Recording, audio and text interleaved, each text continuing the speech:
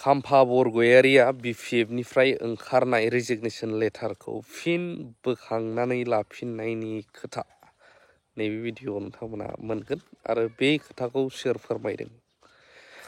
दिनैहाय जोङो गोबां लिडारफोर जोंनि गेजेराव नुनो मोनो, बर'फोरनि गेजेराव गोबाङा मिथिखागौ। किसुमाना गाव गावनि सार्थनि थाखायल' जायजोंनो मोनो बैजोंनो थांनाय, बाव गावनि माब्लाबा गावनि थाखानाय मुं नेम फेम गासैखौबो खोमानानै लायो। थाखा फैसा बियो मोननो हागौ, नाथाय गुबुनाव थाङोब्लाबो बेनाव जेबो भेलु थाहैला, बा जोंनि समाजाव ससाइटियाव बिथांखौ है लबिया सोलिबाय नैबेफोरबायदिया खोथाया फैयो।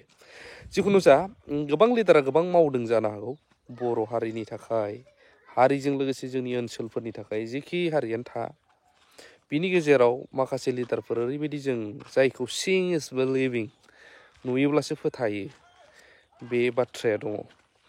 दा बेफोरबायदि नुयो जों सानैसो मुं लानांगोन, जेरै रबिराम सार। रबिराम साराबो गोबां गावनि ओनसोलफ्राव मावदों। सरकाराव गैया बिसिनि बिपिएफ पार्टिया, नाथाय एमएलए जानानै मावदों।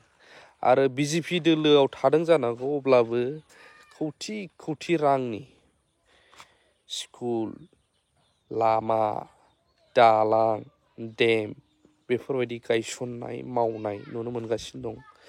आसाम आयेन आफादनि बिबुंथिगिरि मानगोनां बिस्वजित दैमारि सारखौबो गोबांनो। दा बेफोरनि गेजेरावनो जोंनि गेजेराव गोबां बर'फोरनि एमएलए, मिनिस्टार, एमसिएलएफोर, सिएमनो मानो दङ। दा बैफोरखौ रुजुयोब्ला बिसोरनि गेजेराव बिथांमोन सानैखौ बांसिन नुगासिनो दं आरो मावनायफोरखौहाय। माने आरो आसाम आयेन आफादनि बिबुंथिगिरि जाय प्रेसिडेन्टबो होननानै बुंजागोन, मानगोनां बिस्वजित दैमारि सार, एसेमब्लि बायदियाव बर'नि बायखोन्दा नेरसोनखौ गायसननाया मामुलि बाथ्रा नङा। आरो बिथाङा जारिमिनाव लिरजानाय जागोन जे बर'नि फार्स्ट स्पिकार जोंनि आसाम लेजिस्लेटिभ एसेमब्लि बा आसाम आयेन आफादनि गोजौ मासियाव। दा बेनि गेजेरावनो नोंथांमोन फोरमायबाय, आरो लोगोसे दा रबिराम सारा माखासे खोथा बुंदों जे खाम्फा बरगयारि रेजिगनेसन होनाय बै लेटारनि सायावहाय। भिडिअखौ नायलांजोब्ला थारैनो बुजिगोन। এজন খুব মানে শিক্ষিত ব্যক্তি আৰু সংবিধানৰ ওপৰত আইনৰ ওপৰত যথেষ্ট তেখেতৰ জ্ঞান আছে, আৰু এজন দক্ষ প্ৰশাসক হয়। আৰু দীৰ্ঘকাল ধৰি তেখেতে আমাৰ বডফা উপেন্দ্ৰনাথ ব্ৰহ্মৰ আমলৰ পৰাই মানে কঠোৰভাৱে সংগ্ৰাম কৰি অহা পেপাৰ ষ্টেট বডোলেণ্ড গঠন কৰিবৰ কাৰণে নেতৃত্ব দি অহা এজন নেতা আছিলে। তেখেতে আপচুত কাম কৰিছিলে। ভলেণ্টিয়াৰ ফৰ্চৰ এজন নেতা হিচাপে আমাৰ কোকৰাঝাৰ, চিৰাং, বাক্সা, ওদালগুৰিত তেখেতে নেতৃত্ব দিছিলে। ইয়াৰ পিছত তেখেতে আকৌ বিএলটিৰ আমাৰ মানে পাব্লিচিটি ছেক্ৰেটাৰী হিচাপে কেন্দ্ৰীয় কমিটিৰ এজন যোগ্য নেতা হিচাপে বিএলটিক ভালকে পৰিচালনা কৰিছিলে।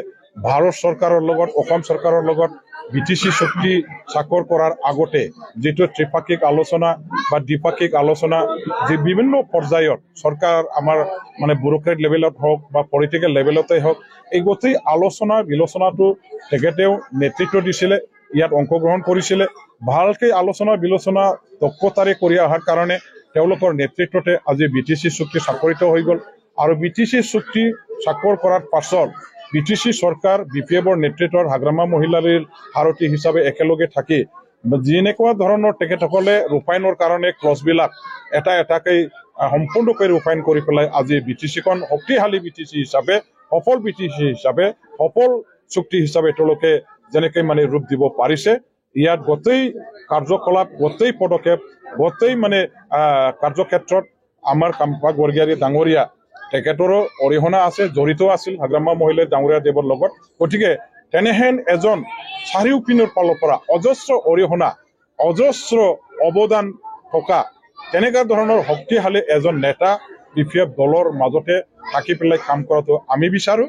আৰু বিপিএফ দলত আকৌ তেখেতে নিজৰ ৰিজনেশ্যন লেটাৰটো উইথড্ৰ কৰি পেলাই নিজৰ পদত থাকি আকৌ কাম কৰিব লাগে। ইয়াৰ কাৰণে মই তেখেতক আহ্বান জনাইছোঁ।